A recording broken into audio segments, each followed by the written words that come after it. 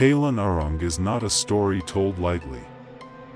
In the old kingdoms of Java and Bali, her name was spoken only in hushed voices, often followed by prayers. This is not a tale meant to scare children. It is a warning meant for adults, a reminder of what happens when grief, power, and resentment are left to rot in silence. Long ago, in the village of Jira, there lived a widow named Calon Arang. Her husband had died young, leaving her alone with her daughter, Ratna Mangali. Calon Arang was intelligent, proud, and deeply devoted to her child. But devotion, when mixed with fear, can slowly turn into something else. Ratna Mangali grew into a beautiful young woman. Yet no man dared to marry her. The villagers believed Calon Arang practiced dark magic, and they feared becoming her family. Proposals stopped coming. Invitations faded. Whispers followed Ratna wherever she went. Calon Arang watched her daughter grow older, watched hope drain from her eyes, and felt the village's rejection tighten around her chest. In her grief, Calon Arang did not look inward. She looked outward, and she blamed. At night, she began to visit ancient graveyards and abandoned temples. There, among broken stones and forgotten gods, she prayed to Durga, the goddess of destruction.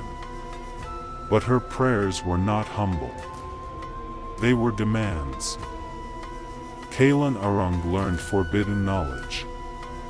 She mastered spells meant to rot crops, summon disease, and bend spirits to her will. And when the villagers continued to shun her daughter, she unleashed her anger. Suddenly, Jira was struck by disaster. Crops failed overnight. Livestock collapsed in the fields. Children fell ill with fevers that no healer could cure. Bodies were carried out of homes daily, wrapped in cloth soaked with incense and fear. The villagers knew who was responsible. But knowing and confronting are not the same. No one dared approach Calon Arang. At night, people claimed to see her dancing in the forest, her hair wild, her laughter carried by the wind. Wherever she stepped, the ground seemed to darken.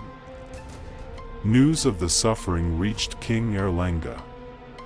Alarmed, he sent priests and guards to confront the widow. None returned. Some were found lifeless at the village edge. Others vanished entirely. Finally, the king turned to a powerful holy man named Mpu Bharata. Unlike soldiers, Bharata understood that Calon Arang could not be defeated by force alone. Her power was rooted in pain, and pain requires patience.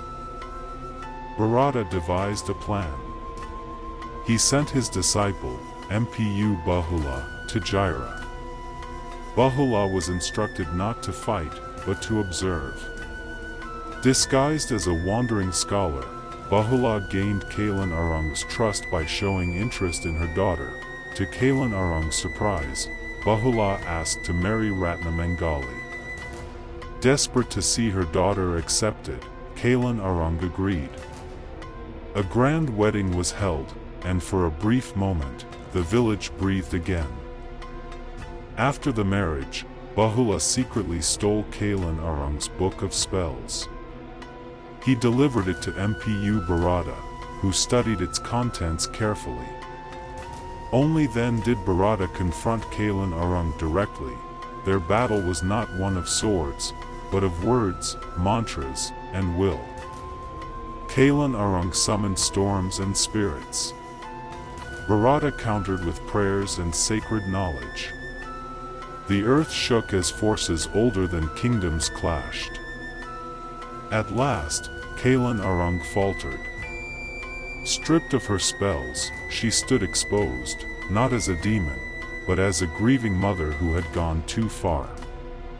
Bharata offered her redemption, urging her to release her hatred and accept spiritual guidance, but Calon Arang refused. Pride sealed her fate. Without protection, her body collapsed, and her spirit was claimed by the forces she once commanded. With her death, the plague lifted. Crops returned. The dead were buried.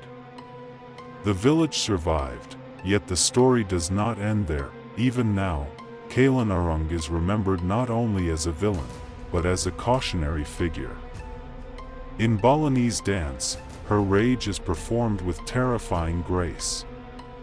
In temple carvings, her face is frozen between fury and sorrow.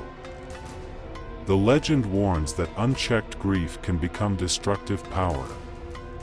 That communities who isolate and shame create the very monsters they fear.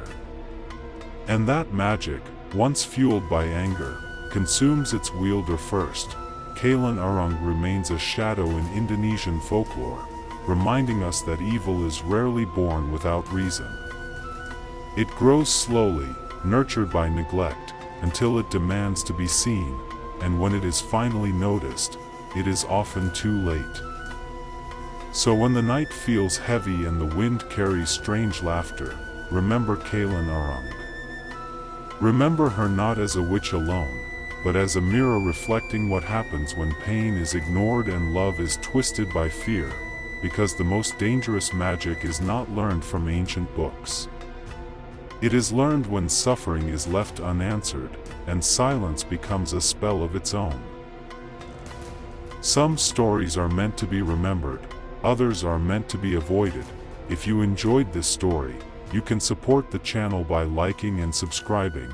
New stories are coming soon.